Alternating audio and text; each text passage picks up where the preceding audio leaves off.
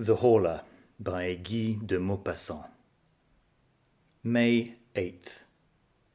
What a lovely day! I've spent all the morning lying on the grass in front of my house, under the enormous plantain tree which covers and shades and shelters the whole of it. I like this part of the country. I'm fond of living here because I'm attached to it by deep roots, the profound and delicate roots which attach a man to the soil on which his ancestors were born and died, to their traditions, their usages, their food, the local expressions, the peculiar language of the peasants, the smell of the soil, the hamlets, and to the atmosphere itself. I love the house in which I grew up. From my window, I can see the Seine, which flows by the side of my garden on the other side of the road, almost through my grounds. The great and wide Seine, which goes to Rouen and Le Havre, and which is covered with boats passing to and fro. On the left, down yonder, lies Rouen. Populous Rouen, with its blue roofs massing under pointed Gothic towers. Innumerable are they, delicate or broad, dominated by the spire of the cathedral, full of bells which sound through the blue air on fine mornings, sending their sweet and distant iron clang to me, their metallic sounds, now stronger and now weaker, according as the wind is strong or light. What a delicious morning it was! About 11 o'clock, a long line of boats, drawn by a steam tug as big as a fly, and which scarcely puffed while emitting its thick smoke, passed my gate. After 2 English schooners, whose red flags fluttered towards the sky, there came a magnificent Brazilian three-master. It was perfectly white and wonderfully clean and shining. I saluted it. I hardly know why, except that the sight of the vessel gave me great pleasure. May 12th. I've had a slight feverish attack for the last few days, and I feel ill, or rather I feel low-spirited. Whence come those mysterious influences which change our happiness into discouragement and our self-confidence into diffidence? One might almost say that the air, the invisible air, is full of unknowable forces whose mysterious presence we have to endure. I wake up in the best of spirits, with an inclination to sing in my heart. Why? I go down by the side of the river, and suddenly, after walking a short distance, I return home, wretched as if some misfortune were awaiting me there. Why? Is it a cold shiver, which, passing over my skin, has upset my nerves and given me a fit of low spirits? Is it the form of the clouds, or the tints of the sky, or the colours of the surrounding objects which are so changeable, which have troubled my thoughts as they pass before my eyes? Who can tell? Everything that surrounds us, everything that we see without looking at it, everything we touch without knowing it, everything that we handle without feeling it, everything that we meet without clearly distinguishing it, has a rapid, surprising, and inexplicable effect upon us and upon our organs, and through them, on our ideas and on our being itself. How profound that mystery of the invisible is! We cannot fathom it with our miserable senses. Our eyes are unable to perceive what is either too small or too great, too near or too far from us. We can neither see the inhabitants of a star nor of a drop of water. Our ears deceive us, for they transmit to us the vibrations of the air in sonorous notes. Our senses are fairies who work the miracles of changing that movement into noise, and by that metamorphosis give birth to music, which makes the mute agitation of nature a harmony. So with our sense of smell, which is weaker than that of a dog, and so with our sense of taste, which can scarcely distinguish the age of a wine. Oh, if we only had other organs, which could work other miracles in our favour, what a number of fresh things we might discover around us. May 16th. I am ill, decidedly. I was so well last month. I'm feverish. Horribly feverish, or rather I am in a state of feverish enervation, which makes my mind suffer as much as my body. I have without ceasing the horrible sensation of some danger threatening me, the apprehension of some coming misfortune, or of approaching death, a presentiment which is no doubt an attack of some illness still unnamed, which germinates in the flesh and in the blood. May 18th. I've just come from consulting my medical man, for I can no longer get any sleep. He found that my pulse was high, my eyes dilated, my nerves highly strung, but no alarming symptoms. I must have a course of shower baths and of bromide of potassium. May 25th. No change. My state is really very peculiar. As the evening comes in, an incomprehensible feeling of disquietude seizes me, just as if night concealed some terrible menace towards me. I dine quickly and then try to read, but I don't understand the words and can scarcely distinguish the letters. Then I walk up and down my drawing room, oppressed by a feeling of confused and irresistible fear, a fear of sleep and a fear of my bed. About 10 o'clock I go up to my room. As soon as I've entered, I lock and bolt the door. I'm frightened. Of what? Up till the present time I've been frightened of nothing. I open my cupboards and look under my bed. I listen. I listen to what? How strange it is that a simple feeling of discomfort, of impeded or heightened circulation, perhaps the irritation of a nervous centre, a slight congestion, a small disturbance in the imperfect and delicate functions of our living machinery, can turn the most light-hearted of men into a melancholy one and make a coward of the bravest. And then I go to bed.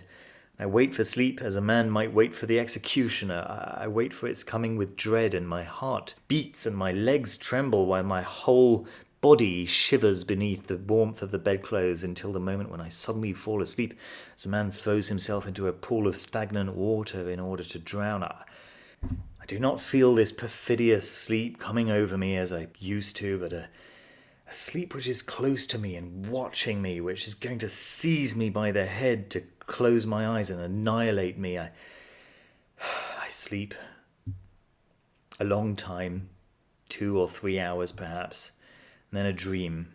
No, a nightmare lays hold on me. I feel that I'm in bed and asleep. I feel it and I know it. I feel also that somebody is coming close to me, is looking at me, touching me, is getting on my bed, is kneeling on my chest, is taking my neck between his hands and squeezing it with all his might in order to strangle me. I struggle, bound by that terrible powerlessness which paralyzes us in our dreams. I try to cry out, but I cannot. I want to move, I cannot. I try with the most violent efforts, and out of breath, to turn over and throw off this being which is crushing and suffocating me. I cannot. And then suddenly I wake up, shaken, bathed in perspiration. I light a candle and find that I'm alone. And after that crisis, which occurs every night, I at length fall asleep and slumber tranquilly until morning. June 2nd. My state has grown worse. What's the matter with me? The bromide does me no good. The shower baths have no effect whatsoever. Sometimes, in order to tire myself out, though I'm fatigued enough already, I go for a walk in the forest of Rumer. I used to think at first that the fresh light and soft air, impregnated with the odour of herbs and leaves, would instill new life into my veins and impart fresh energy into my heart. One day I turned into a broad ride in the wood, and then I diverged towards La Bouille, through a narrow path between 2 roads of exceedingly tall trees, which placed a thick, green, almost black roof between the sky and me. A sudden shiver ran through me, not a cold shiver, but a shiver of agony, and so I hastened my steps, uneasy at being alone in the wood, frightened stupidly and without reason at the profound solitude. Suddenly it seemed as if I was being followed. Somebody was walking at my heels, close, quite close to me, near enough to touch me. I turned round suddenly, and I was alone. I saw nothing behind me except the straight, broad ride, empty and bordered by high trees, horribly empty. On the other side also it extended until it was lost in the distance and looked just the same. Terrible. I closed my eyes. Why? Then I began to turn round on one heel very quickly, just like a top. I nearly fell down and opened my eyes. The trees were dancing round me and the earth heaved. I was obliged to sit down, and then... I no longer remembered how I had come. What a strange idea. What a strange, strange idea. I did not the least know. I started off to the right and got back into the avenue which had led me into the middle of the forest. June 3rd. I've had a terrible night. I shall go away for a few weeks. No doubt a journey will set me up again. July 2nd. I have come back, quite cured, and I've had a most delightful trip into the bargain. I've been to Mont Saint-Michel, which I had not seen before. What a sight when one arrives, as I did, at Avranches towards the end of the day. The town stands on a hill, and I was taken into the public garden at the extremity of the town. I uttered a cry of astonishment. An extraordinarily large bay lay extended before me as far as my eyes could reach, between two hills which were lost to sight in the mist, and in the middle of this immense yellow bay, under a clear golden sky, a peculiar hill rose up, sombre and pointed in the midst of the sand. The sun had just disappeared, and under the still flaming sky stood out the outline of that fantastic rock which bears on its summit a picturesque monument. At daybreak I went to it. The tide was low, as it had been the night before, and I saw that wonderful abbey rise up before me as I approached it. After several hours' walking, I reached the enormous mass of rock which supports the little town, dominated by the great church. Having climbed the steep and narrow street, I entered the most wonderful Gothic building that has ever been erected to God on earth, large as a town and full of low rooms which seem buried beneath vaulted roofs, and of lofty galleries supported by delicate columns. I entered this gigantic granite jewel, which is as light in its effect as a bit of lace, and is covered with towers with slender belfries to which spiral staircases ascend. The flying buttresses raise strange heads that bristle with chimeras, with devils, with fantastic animals, with monstrous flowers, are joined together by finely carved arches to the blue sky by day and to the black sky by night. When I had reached the summit, I said to the monk who accompanied me, "Father, how happy you must be here." And he replied, "It's very windy, monsieur." And so we began to talk while watching the rising tide, which ran over the sand and covered it with a steel cuirass. And then the monk told me stories, all the old stories belonging to the place, legends, nothing but legends. One of them struck me forcibly. The country people, those belonging to the Mornay, declare that at night one can hear talking going on in the sand, and also that two goats bleat, one with a strong, the other with a weak voice. Incredulous people declare that it's nothing but the screaming of the seabirds, which occasionally resembles bleatings, and occasionally human lamentations, but belated fishermen swear that they have met an old shepherd, whose cloak-covered head they can never see, wandering on the sand, between two tides, round the little town placed so far out of the world. They declare that he's guiding and walking before a he-goat with a man's face, and a she-goat with a woman's face, both with white hair, who talk incessantly, quarrelling in a strange language, and then suddenly cease talking in order to bleat with all their might. "Do you believe it?" I asked the monk. "I scarcely know," he replied, and I continued, "If there are other beings besides ourselves on this earth, how comes it that we have not known it for so long a time? Or why have you not seen them? How is it that I have not seen them?" He replied, "Do we see the 100,000th part of what exists? Look here. There is the wind, which is the strongest force in nature. It knocks down men and blows down buildings, uproots trees, raises the sea into mountains of water, destroys cliffs and casts great ships on the breakers. It kills, it whistles, it sighs, it roars. But have you ever seen it, and can you see it? Yet it exists for all that." I was silent before this simple reasoning. That man was a philosopher, or perhaps a fool. I could not say which exactly, so I held my tongue. What he had said had often been in my own thoughts. July 3rd. I've slept badly. Certainly there is some feverish influence here, for my coachman is suffering in the same way as I am. When I went back home yesterday, I noticed his singular paleness, and I asked him, "What's the matter with you, Jean?" "The matter is that I never get any rest, and my nights devour my days. Since your departure, monsieur, there's been a spell over me. However, the other servants are all well, but I'm very frightened of having another attack myself." July 4th. I am decidedly taken again, for my old nightmares have returned. Last night I felt somebody leaning on me who was sucking my life from between my lips with his mouth. Yes, he was sucking it out of my neck like a leech would have done.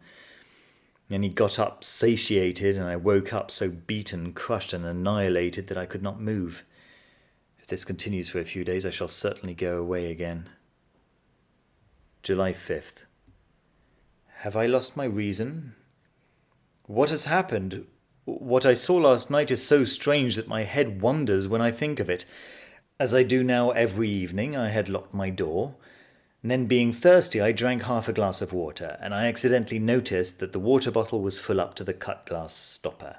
And I went to bed and fell into one of my terrible sleeps, from which I was aroused in about 2 hours by a still more terrible shock. Picture to yourself a sleeping man who is being murdered, who wakes up with a knife in his chest, a gurgling in his throat, is covered with blood, can no longer breathe, is going to die, and does not understand anything at all about it. There you have it. Having recovered my senses, I was thirsty again, so I lighted a candle and went to the table on which my water bottle was. I lifted it up and tilted it over my glass, but nothing came out. It was empty. It was completely empty. At first I could not understand it at all, and then suddenly I was seized by such a terrible feeling that I had to sit down, or rather fall into a chair. Then I sprang up with a bound to look about me. I sat down again, overcome by astonishment and fear, in front of the transparent crystal bottle. I looked at it with fixed eyes, trying to solve the puzzle, and my hands trembled. Somebody had drunk the water, but who? I, without any doubt. It could surely only be I. In that case, I was a somnambulist, was living without knowing it, that double mysterious life which makes us doubt whether there are not two beings in us, whether a strange, unknowable, and invisible being does not, during our moments of mental and physical torpor, animate the inert body, forcing it to a more willing obedience than it yields to ourselves. Who will understand my horrible agony? Who will understand the emotions of a man, sound in mind, wide awake, full of sense, who looks in horror at the disappearance of a little water while he was asleep, through the glass of a water bottle? And I remained sitting until it was daylight without venturing to go to bed again. July 6th. I am going mad. Again, all the contents of my water bottle have been drunk during the night. Or rather, I have drunk it. But is it I? Is it I? Who could it be? Who? Oh God, am I going mad? Who will save me? July 10th. I've just been through some surprising ordeals. Undoubtedly, I must be mad. And yet, on July 6th, before going to bed, I put some wine, milk, water, bread, and strawberries on my table. Somebody drank. I drank. All the water and a little of the milk, but neither the wine nor the bread nor the strawberries were touched.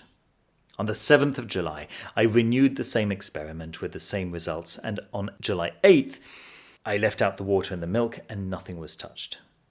Lastly, on July 9th, I put only water and milk on my table, taking care to wrap up the bottles in white muslin and to tie down the stoppers. Then I rubbed my lips, my beard, and my hands with pencil lead, and went to bed.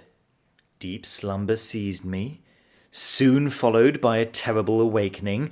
I had not moved, and my sheets were not marked. I rushed to the table. The muslin around the bottles remained intact. I undid the string, trembling with fear. All the water had been drunk, and so had the milk. Ah! Great God, I must start for Paris immediately. July 12th. Paris. I must have lost my head during the last few days. I must be the plaything of my enervated imagination. Unless I am really a somnambulist, or I have been brought under the power of one of those influences, hypnotic suggestion, for example, which are known to exist but have hitherto been inexplicable. In my case, my mental state bordered on madness, and 24 hours of Paris sufficed to restore me to my equilibrium. Yesterday, after doing some business and paying some visits, which instilled fresh and invigorating mental air into me, I wound up my evening at the Théâtre Français. A drama by Alexandre Dumas the Younger was being acted, and his brilliant and powerful play completed my cure. Certainly solitude is dangerous for active minds. We need men who can think and can talk around us. When we're alone for a long time, we people space with phantoms. I returned along the boulevards to my hotel in excellent spirits. Amid the jostling of the crowd, I thought, not without irony, of my terrors and surmises of the previous week, because I believed, yes, I believed, that an invisible being lived beneath my roof. How weak our mind is, how quickly it is terrified and unbalanced as soon as we're confronted with a small, incomprehensible fact. Instead of dismissing the problem with, "we do not understand because we cannot find the cause," we immediately imagine terrible mysteries and supernatural powers. July 14th. Fête of the Republic. I walked through the streets, and the crackers and flags amused me like a child. Still, it is very foolish to make merry on a set date by government decree. People are like a flock of sheep, now steadily patient, now in ferocious revolt. Say to it, "Amuse yourself," and it amuses itself. Say to it, "Go and fight with your neighbour," and it goes and fights. Say to it, "Vote for the Emperor," and it votes for the Emperor. And then say to it, "Vote for the Republic," and it votes for the Republic. Those who direct it are stupid too, but instead of obeying men, they obey principles, a course which can only be foolish, ineffective, and false for the very reason that principles are ideas which are considered as certain and unchangeable, whereas in this world one is certain of nothing, since light is an illusion and noise is deception. July 16th. I saw some things yesterday that troubled me very much. I was dining at my cousin's, Madame Sablé, whose husband is colonel of the 76th Chasseurs at Limoges. There were 2 young women there, one of whom had married a medical man, Dr. Parent, who devotes himself a great deal to nervous diseases and to the extraordinary manifestations which just now experiments in hypnotism and suggestion are producing. He related to us at some length the enormous results obtained by English scientists and the doctors of the medical school at Nancy, and the facts which he adduced appeared to me so strange that I declared that I was altogether incredulous.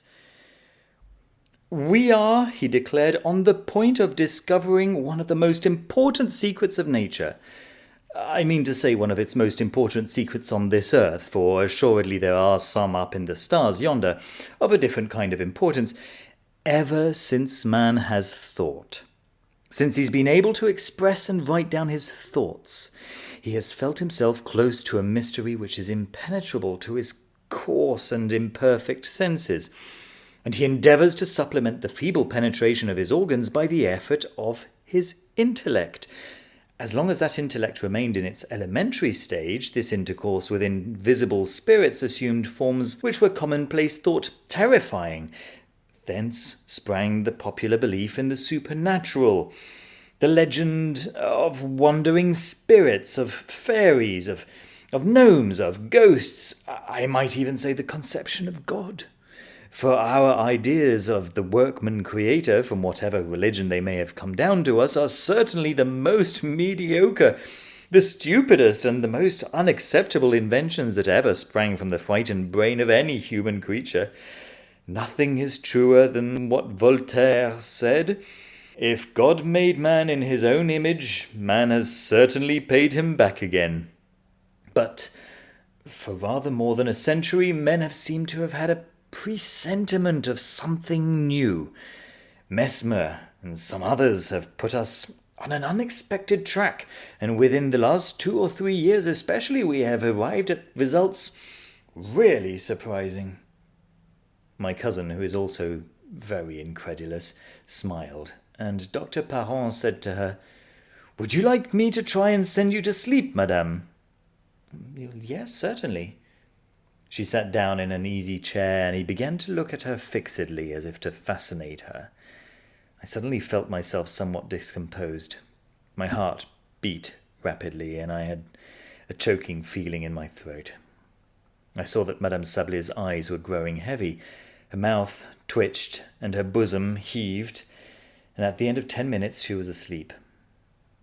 "Go behind her," the doctor said to me. So I took a seat behind her.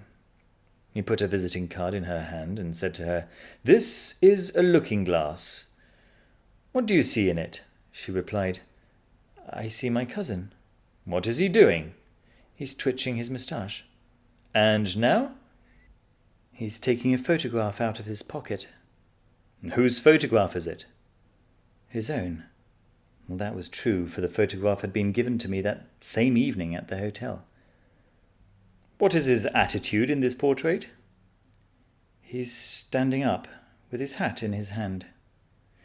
She saw these things in that card, in that piece of white pasteboard, as if she had seen them in a looking-glass. The young women were frightened and exclaimed, "That's quite enough, quite enough." But the doctor said to her authoritatively, "You will get up at 8 o'clock tomorrow morning. Then you will go and call on your cousin at his hotel and ask him to lend you the 5,000 francs which your husband asks of you, and which he will ask for when he sets out on his coming journey." Then he woke her up. On returning to my hotel, I thought over this curious séance, and I was assailed by doubts, not as to my cousin's absolute and undoubted good faith, for I had known her as well as if she had been my own sister ever since she was a child, but as to a possible trick on the doctor's part. Had not he, perhaps, kept a glass hidden in his hand, which he showed to the young woman in her sleep, at the same time as he did the card? Professional conjurers do things which are just as singular. However, I went to bed, and this morning, at about 8:30, I was awakened by my footman, who said to me, "Madame Sablé has asked to see you immediately, monsieur." I dressed hastily and went to her. She sat down in some agitation with her eyes on the floor, without raising her veil, and said to me, "My dear cousin, I'm going to ask a great favour of you." "What is it, cousin?" "I do not like to tell you, and yet I must. I am in absolute want of 5,000 francs. "What, you?" "Yes, I, or rather my husband, who has asked me to procure them for him." I was so stupefied that I hesitated to answer. I asked myself whether she had not really been making fun of me with Dr. Parent, if they were not merely a well-acted farce which had been got up beforehand. On looking at her attentively, however, my doubts disappeared. She was trembling with grief, so painful was this step to her, and I was sure that her throat was full of sobs. I knew that she was very rich, and so I continued, "What? Has not your husband 5,000 francs at his disposal? Come, think. Are you sure that he commissioned you to ask me for them?" She hesitated for a few seconds, as if she was making a great effort to search her memory, and then she replied, Yes, I'm quite sure of it." "Has he written to you?" She hesitated again and reflected, and I guessed the torture of her thoughts. She did not know. She only knew that she was to borrow 5,000 francs for me for her husband. So she told a lie. "Yes, he has written to me." "When, pray? You didn't mention it to me yesterday." "I received the letter this morning." "Can you show it to me?" No. It contained private matters, things too personal to ourselves. I burnt it." "So your husband runs into debt?" She hesitated again, and she murmured, I do not know." Thereupon I said bluntly, "I have not 5,000 francs at my disposal at this moment, my dear cousin." She uttered a cry as if she were in pain and said, "Oh, oh, I beseech you to get them for me." She got excited and clasped her hands as if she were praying to me. I heard her voice change its tone. She wept and sobbed, harassed and dominated by the irresistible order that she had received. "Oh, oh, I beg to you. If you knew what I'm suffering, I want them today." I had pity on her. "You shall have them by and by, I swear to you." "Oh, thank you, how kind you are." I continued, "Do you remember what took place at your house last night?" "Yes." "Do you remember that Dr. Parent sent you to sleep?" "Yes." "Oh, very well then. He ordered you to come to me this morning to borrow 5,000 francs, and at this moment you are obeying that suggestion." She considered for a few moments and then replied, "But as it is my husband who wants them..." For a whole hour I tried to convince her, but could not succeed. And when she had gone, I went to the doctor. He was just going out and listened to me with a smile and said, "Do you believe me now?" "Yes, I cannot help it." "Let us go to your cousin's." She was already resting on a couch, overcome with fatigue. The doctor felt her pulse, looked at her for some time, with one hand raised towards her eyes, which he closed by degrees under the irresistible power of his magnetic influence. When she was asleep, he said, "Your husband does not require the 5,000 francs any longer. You must therefore forget that you asked your cousin to lend them to you, and if he speaks to you about it, you will not understand him." Then he woke her up, and I took out a pocket-book and said, "Here is what you asked me for this morning, my dear cousin." But she was so surprised that I did not venture to persist. Nevertheless, I tried to recall the circumstance to her, but she denied it vigorously, thought that I was making fun of her, and in the end very nearly lost her temper. This concludes part 1 of 2 of The Horla by Guy de Maupassant.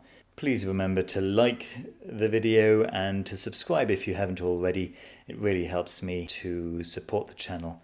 Thank you ever so much for listening, and see you soon for part 2.